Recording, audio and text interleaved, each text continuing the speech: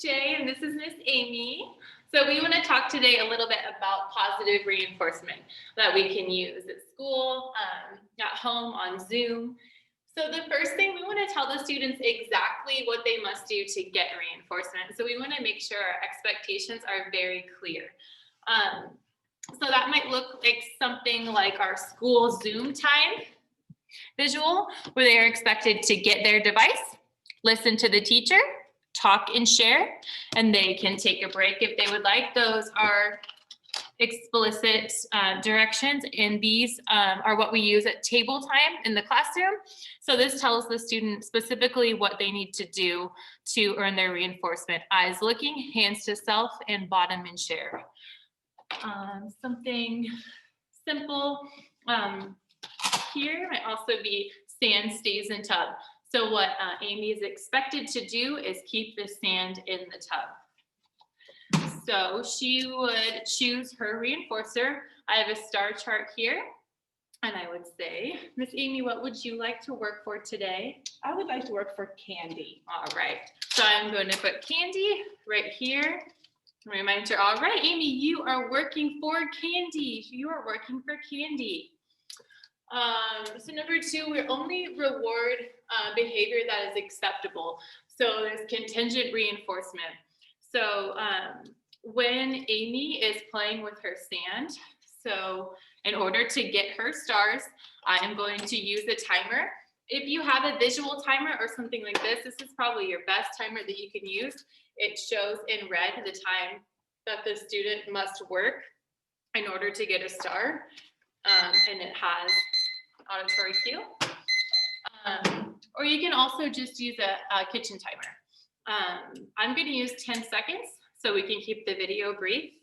And every 10 seconds that Amy is on task following directions, she is going to earn a star. And we're only rewarding the behavior that is acceptable.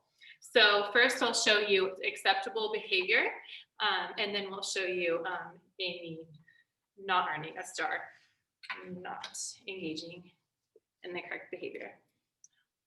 Good job, Amy. You are keeping the sand in the tub.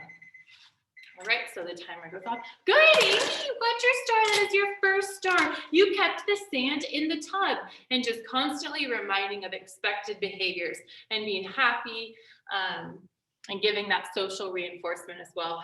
Great, Amy. All right, there's your first star. Here we go. Keep going, friend. I'm starting the timer again. We're going to keep the sand in the tub. The sand stays in the tub. Good job. Oh.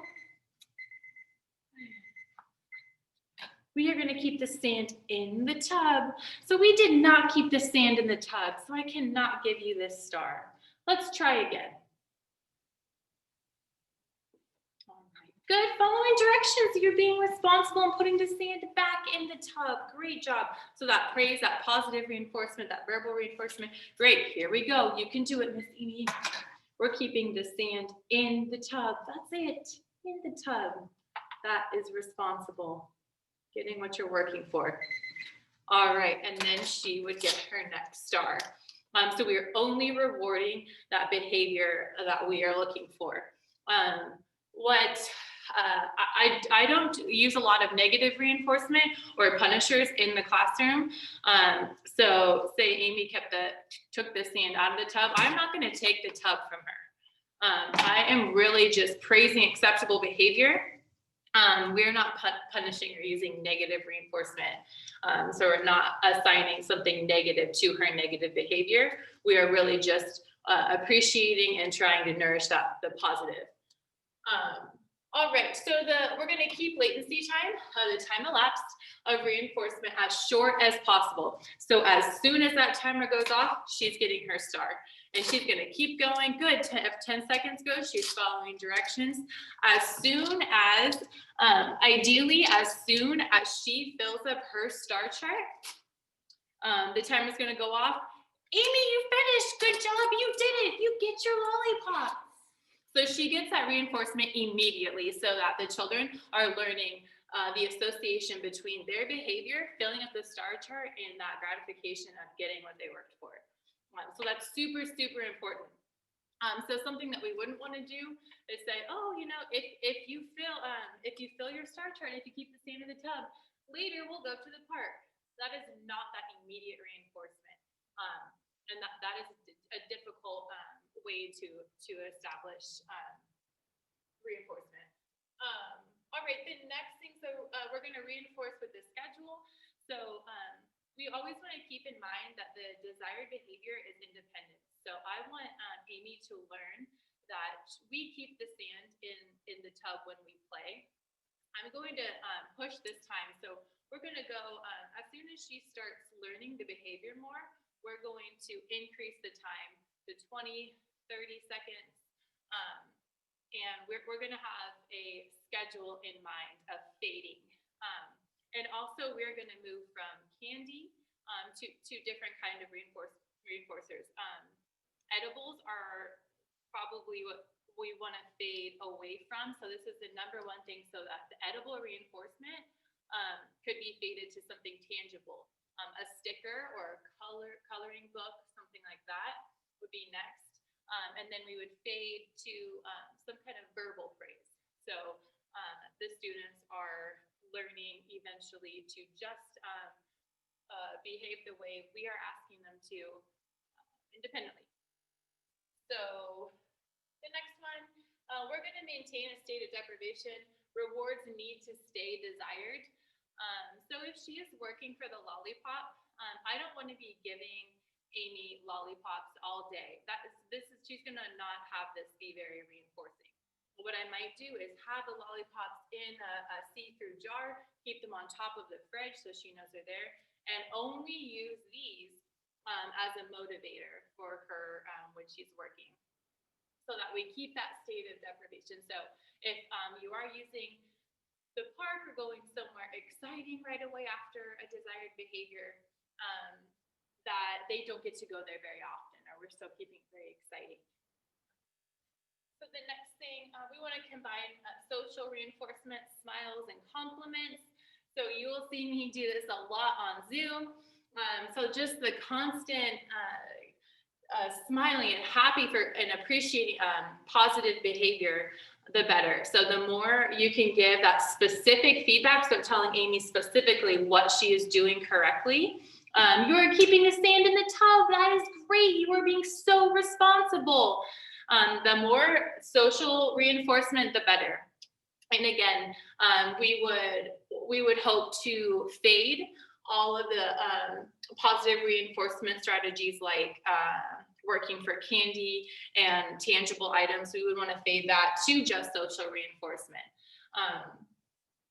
And the last one I have is we're going to go least intrusive type of system or reinforcer as possible.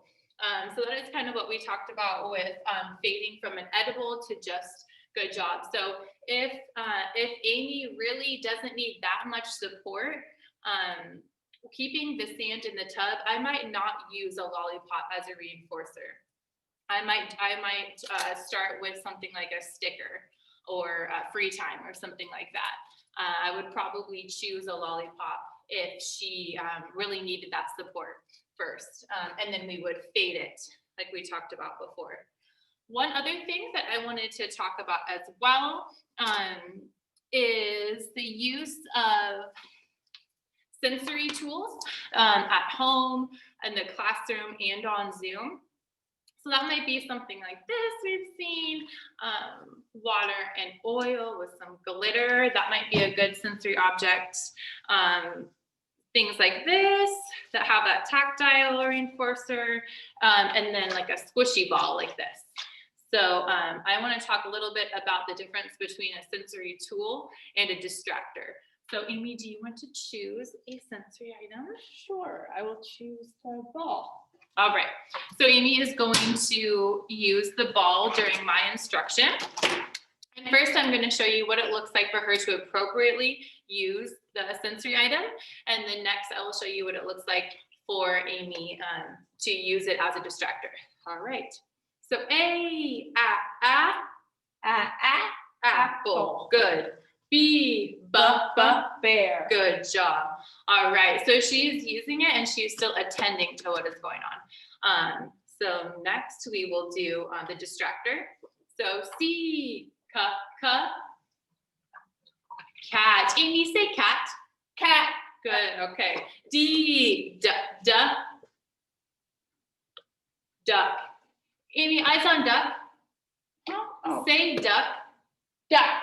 Good. So that is a distractor. So that is preventing Amy from keeping her eyes forward, from attending and listening. And I would not choose that as a sensory item for her.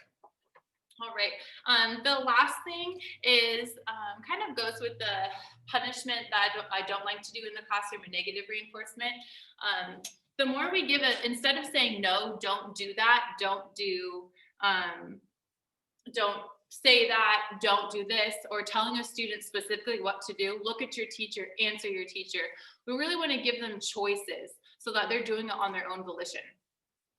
So one thing we like to use in the classroom is this strategy here that we'll teach more throughout the school year. But we say stop, think, good choice, bad choice.